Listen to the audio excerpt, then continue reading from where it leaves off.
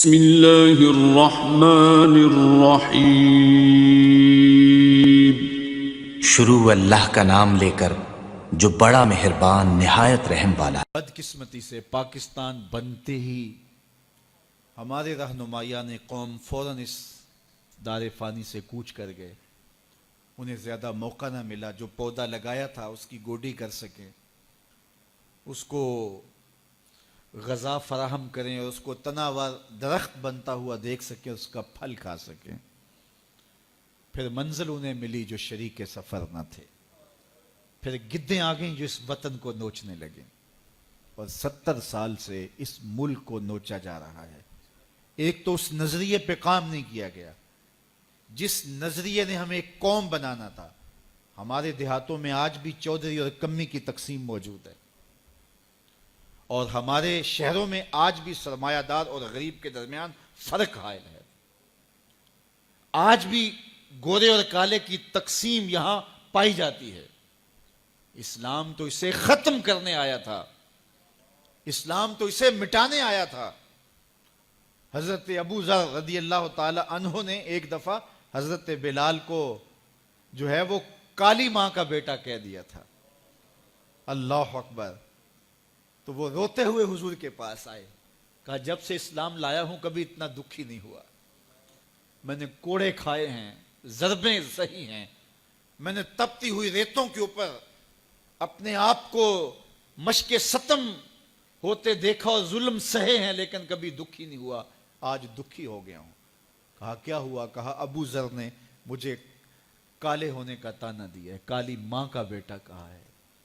تو میرے رسول نے فرمایا جاؤ ابو ذر کو کہو کہ جن خواتین کا میں دودھ پیا ہے ان میں سے ایک ام ایمن کا رنگ سانولا تھا۔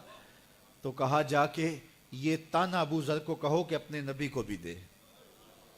حضرت بلال جاتے ہیں اور کہا حضور کا پیغام ہے کہ میں نے ام ایمن کا دودھ پیا ہے، تو جو تانا مجھے دیا ہے حضور کہہ رہے ہیں مجھے بھی آ کے دے۔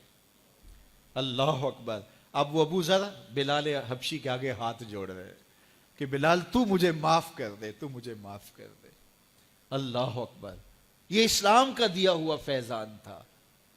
ہم گروہوں میں بٹ گئے، ہم فرقوں میں بٹ گئے، چھوڑ کے آپ کا دامن رحمت آقا ہم سے بھول ہوئی، کھو دی اپنی قدر و قیمت آقا ہم سے بھول ہوئی، دیکھ ہماری آنکھ مچولی اپنے سینے اپنی گولی، بھول گئے ہم درس اخوت آقا ہم سے بھول ہوئی، بن گئے سیموں زر کے بندے تن کے اجلے من کے گندے، لٹ گئی ہم سے فقر کی دولت آقا ہم سے بھول ہوئی، دنیا کے ٹھکرائے ہوئے ہیں تیرے در پہ آئے ہوئے ہیں، کھول دے اپنا باب رحمت آقا ہم سے بھول ہوئی۔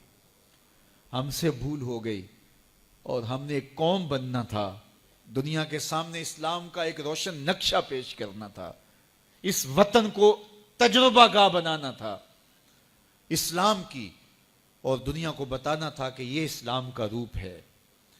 لیکن ہم ایک ہجوم بن کے رہ گئے، ہجوم بھی بے ہنگم آوارہ۔ ہم ایک قوم نہ بن سکے، ایک جسد واحد نہ بن سکے، ہم اسلام کے اس نظریے کا عملی نمونہ نہ بن سکے۔ ہزاروں لاکھوں لوگوں نے جس وطن کو حاصل کرنے کے لیے قربانیاں دی تھیں، لوگوں نے گھر بار چھوڑے تھے، کوئی اتنا آسان کام نہیں تھا وطن چھوڑ کے آنا، لیکن بدقسمتی سے آج ہم جہاں کھڑے ہیں جو ہماری حالت ہے، بن گئے تن کے نشیمن کے قفس کی تیلیاں، بن گیا کیا چلے تھے ہم کیا بنانے کے لیے۔ 23 مارچ تجدید عہد کا دن ہے۔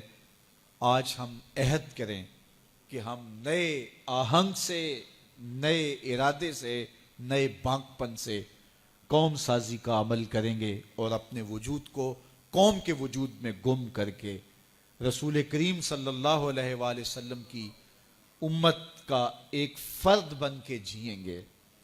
آپ سوچ رہے ہوں گے کہ میں تنہا بیٹھ کے ان چند ہزار لوگوں کے اندر یہ بات اگر کروں تو اس سے کیا فرق پڑتا ہے، حالات تو دیگرگوں ہیں، لیکن مجھے صرف اپنے حصے کا کام کرنا ہے، اور میری ذمہ داری اتنی ہی ہے، اس جگنوں کی طرح جو اندھیرا چھا جائے تو اپنی پیٹھ پہ لالٹین باندھ کے اندھیرے مٹانے کے لیے چل نکلتا ہے.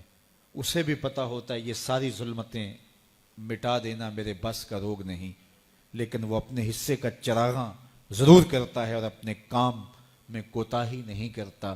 اس لیے مجھے اور آپ کو اپنے حصے کا کام ضرور کرنا ہے، اور اس وطن کو جن مقاصد کے لیے حاصل کیا تھا ان مقاصد کو حاصل کرنے کے لیے قوم سازی کے عمل کی طرف ہم نے بڑھنا ہے.